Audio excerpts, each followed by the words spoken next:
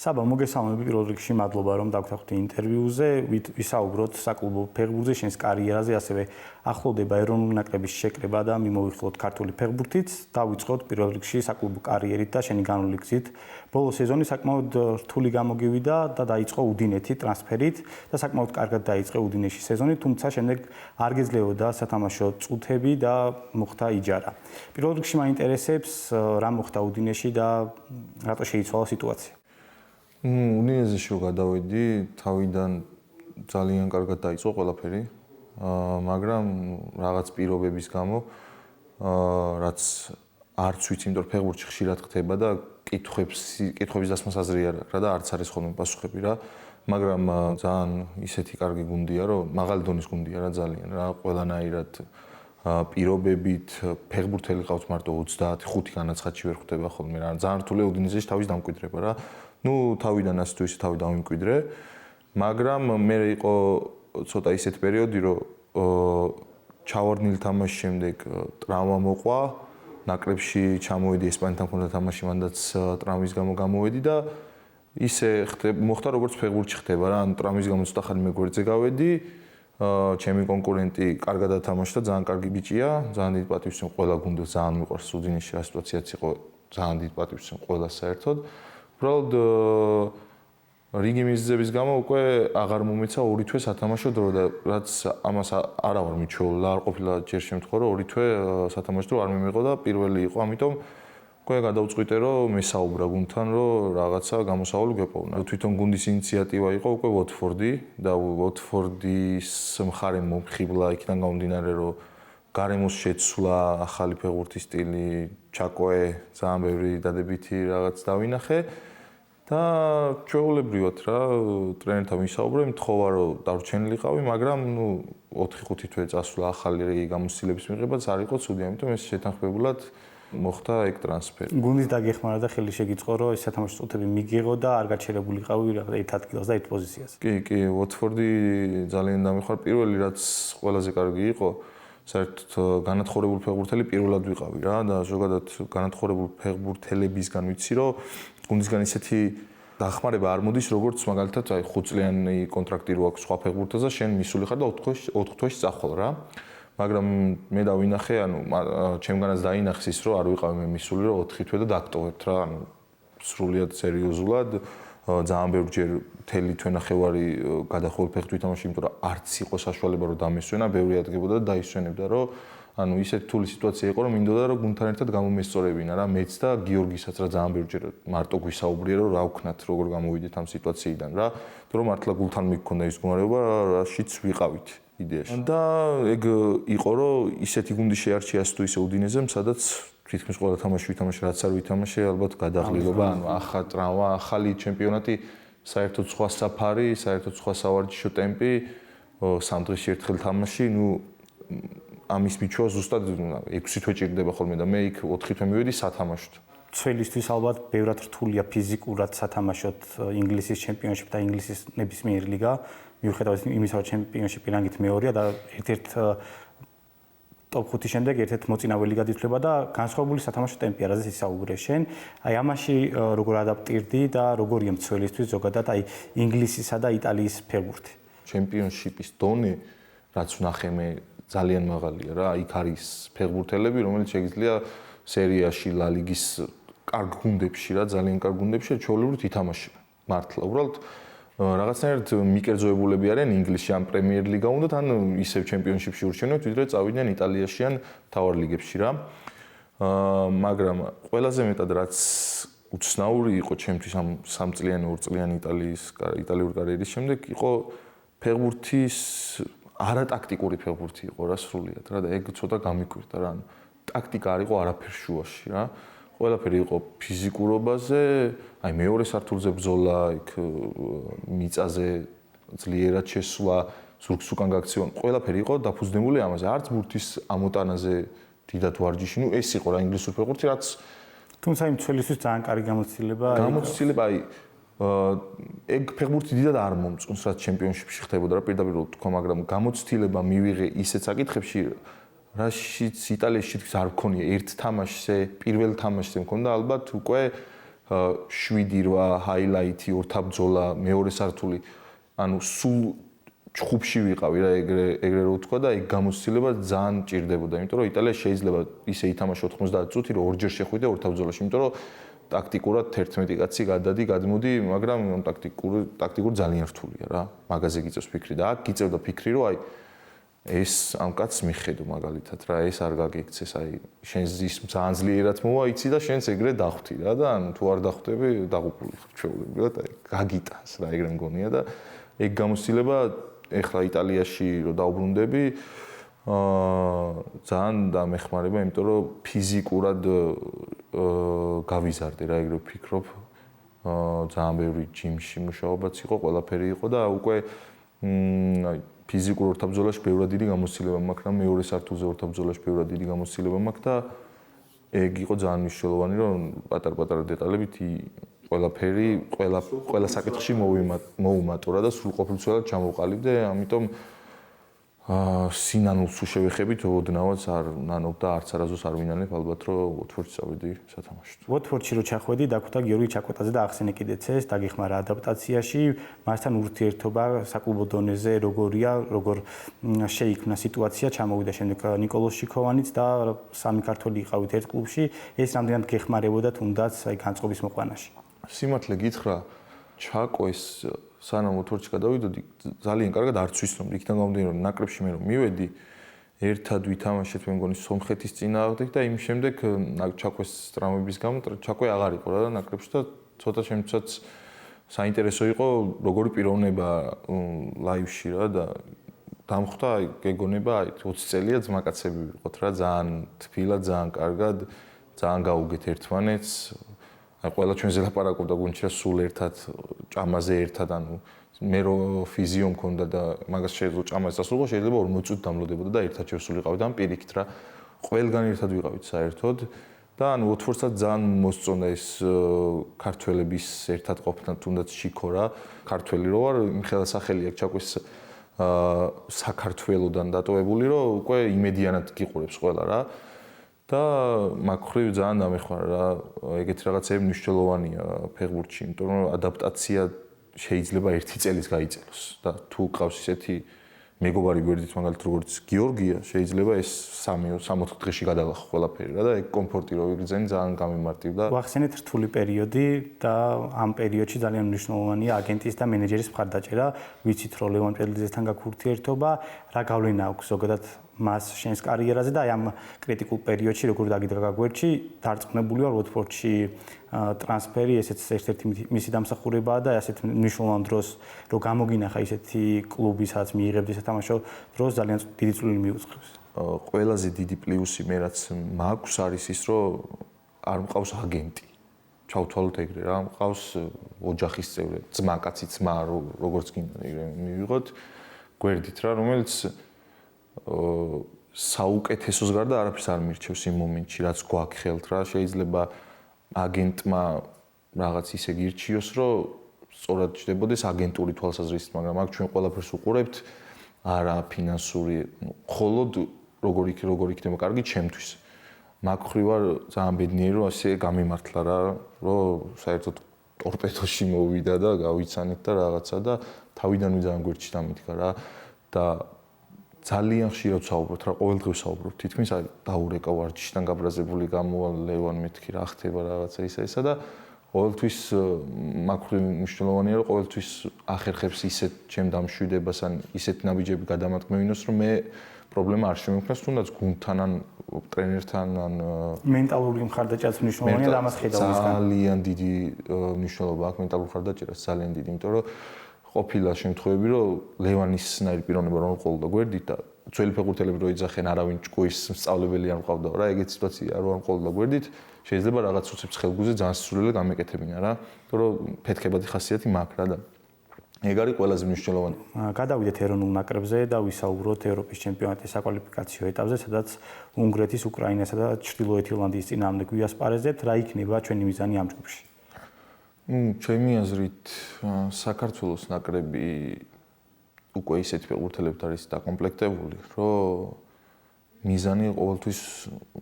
მაღალი უნდა იყოს რა, ძალიან მაღალი, საუკეთესო რაც გამარჯვება ჯგუფში თუნდაც რა. იქიდან გამომდინარე, რომ ვფიქრობ, რომ ამ შემადგენლობით მით უმეტეს სახლში, დინამო არენაზე, სავსე სტადიონი ქომაგები ჩვენთან ერთად შეგვიძლია ყველა ნაკრების დამარცხება რა. არის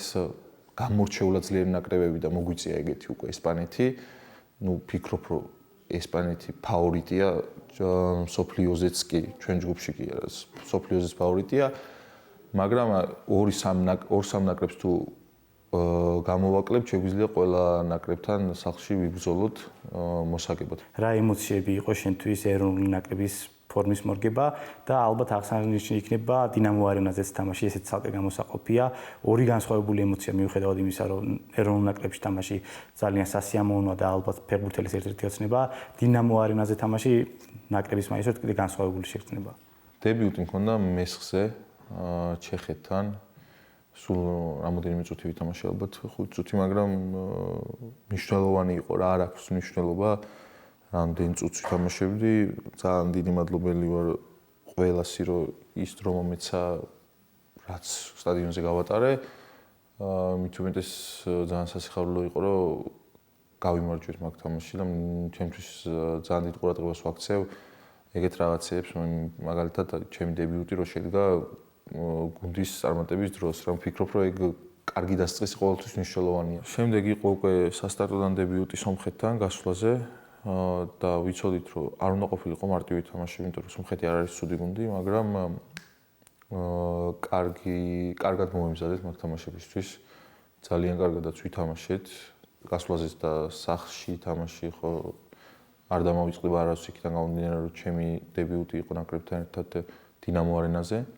თან სასტარტო შემადგენლობიდან და ის გარემო რაც ვნახე ქომაგებიდან გამომდინარე, გულშემატკივრებიდან გამომდინარე, ძალიან კარგად გამახსენდება, სულ და არ დამოვიწყდება არასდროს რა. და შენახული მაქვს კიდეც მაისური მაგ თამაშთან, ბიჭებს ყველას ხელი აქვს მოწერილი და მნიშვნელოვან ადგილს იკავებს ჩემს სახლში. დებიუტი დინამო არენაზე სომხეთის წინააღმდეგ 6-1 გამარჯვება და თამაში გურამ კაშიასთან ერთად დაცვის ცენტრში. გურამ კაშია ემშვიდობება ნაკრებს ივნისის სანაკრებო შეკრების შემდგომ და აუცილებლად უნდა ვისაუბროთ მასზე, თანაც ერთ პოზიციაზე თამაშობ და თქვენი ურთიერთობა როგორც მინდორზე, ისე მინდორს გარეთ ძალიან კარგად ჩანს. ქართველი გულშემატკივარი თვლის, რომ შენ ერთ-ერთი მემკვიდრე ხარ მისი, რომ ვისაუბროთ გურამ კაშიაზე, რა როლი აქვს ქართულ ფეხბურთში და თქვენს პირად ურთიერთობას. კაშოს რაც შეეხება პირველ რიგში ბედნიერი ვარ იქიდან გამომდინარე, რომ მოვასწარი კაშოსთან ერთად დუეტში თამაში რა. ალბათ 10 წლის წინ, 15 წლის წინ რომ უყურებდი, ვერას ვერ ვიფიქრებდი, რომ კაშოსთან ერთად ნაკრების დაცვაში წყვილში ვიდგებოდი. პირველ რიგში რაც ვიცით, კაშო არის ნაკრების კაპიტანი, ჯერ კიდევ, სანამ დაამთავრებს კარიერას რა. და კაშო არ არის კაპიტანი მხოლოდ სტადიონზე რა, რომ მივედი ნაკრებში, ყოფილა შემთხვევები, რომ გოგლიჩ მოდი და ისეთი რჩევადარიგებები მოუწია, ისეთი мотиваცია მოუწია, თამაშზე თუნდაც სომხეთთან რომ ვისაუბრეთ დებიუტზე. მანამდე მქონდა საუბარი კაშოსთან რა. და ეგეთ რაღაცებს ძალიან დიდი მნიშვნელობა აქვს რა. კაშო არის ძალიან მნიშვნელოვანი პირი ნაკრებში იქიდან გამომდინარე, რომ ალბათ ყველა ახალგაზრდას და განსაკუთრებით ცველისთვის რომ შეუძლია კაშოსთან რჩევადარიგებების მიღება, ეგ არის ძალიან დიდი ფუფუნება რა. და ძალიან დიდი იმედი მაქვს რაღაც კავშირში კაშო აუცილებლად იქნება ჩვენთან, იმიტომ რომ მნიშვნელოვანია გურამისნაირი პირი ჩემთვის. ცოტა წარმოუდგენელი გახდა კაშოს გარეშე ნაკრები რა, იმდენი ხანია ისე სტაბილურად მე და შენ რაც ფეხბურთს უყურებ, დარწმუნებული ვარ, რომ მე ალბათ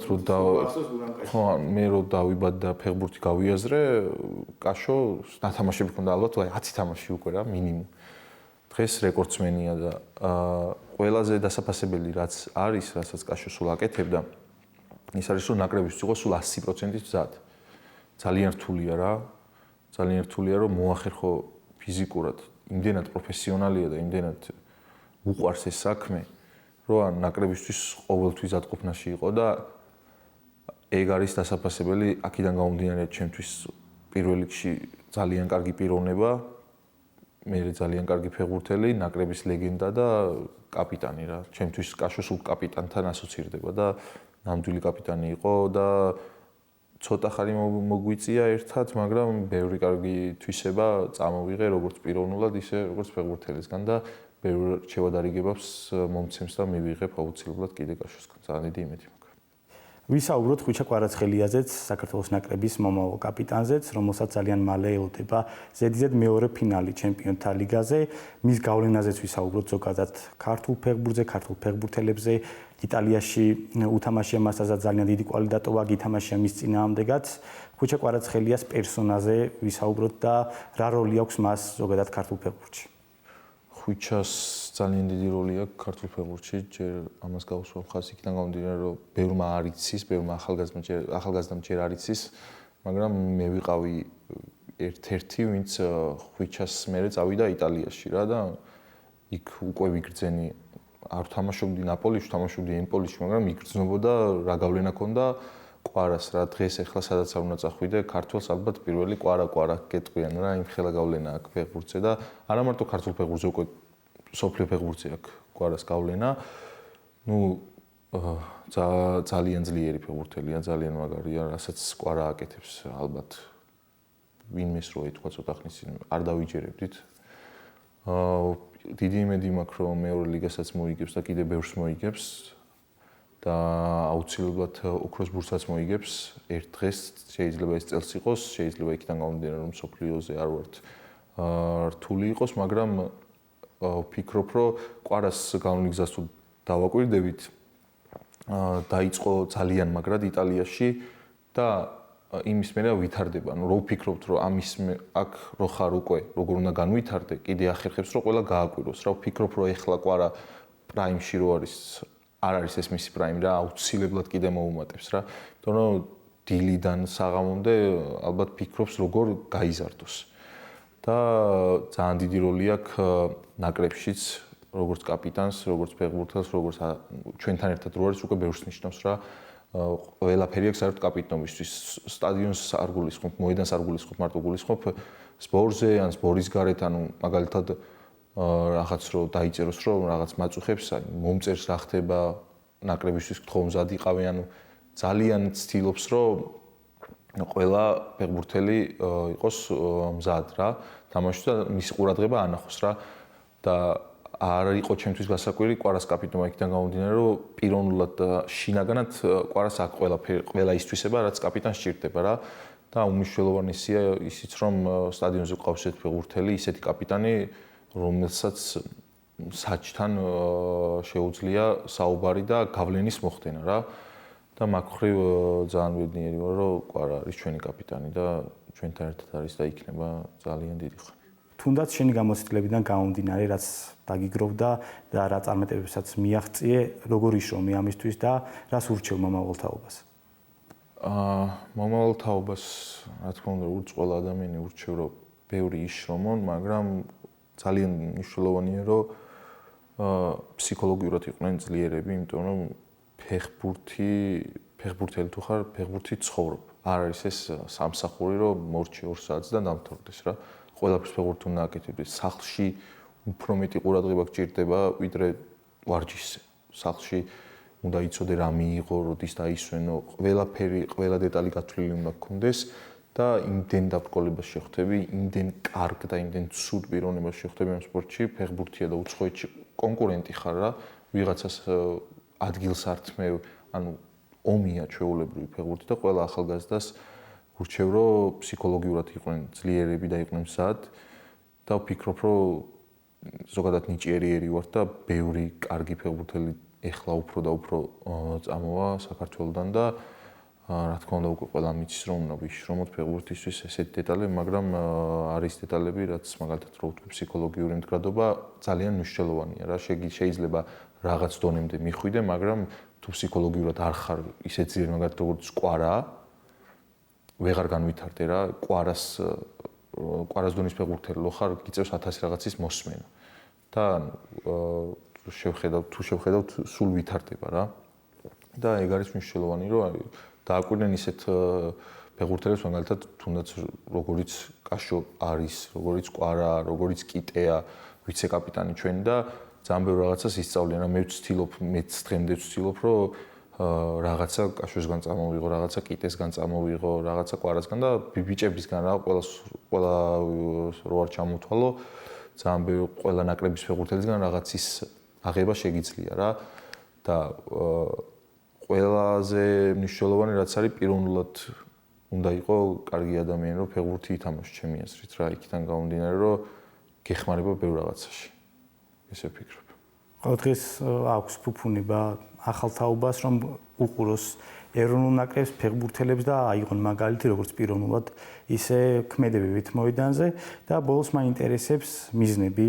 შენი კარიერის, რომ მოიხედები უკან რა გინდა რომ გქონდეს გაკეთებული. ჩვენ მიმოვიხილეთ შენი კარიერა ტოპ 5 ლიგაში, ვისაუბრეთ აღმასვლაზე, ასევე ჩავარდნაზეც. შენი მთავარი მიზანი რა არის კარიერაში? მაქსიმუმი რა, ყოველთვის არ მაქვს რამე კონკრეტული მიზანი რა. მაგრამ პირველი მიზანი, რაზეც ვფიქრობ, რასაც ვხედავ, არის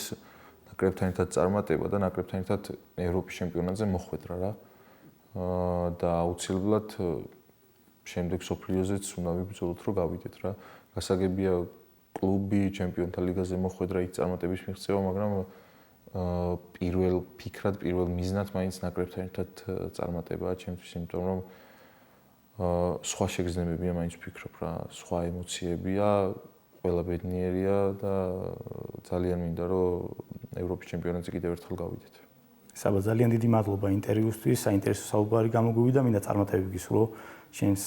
მომავალ კარიერაში, როგორც საკლუბო, ისე სანაკრებო დონეზე.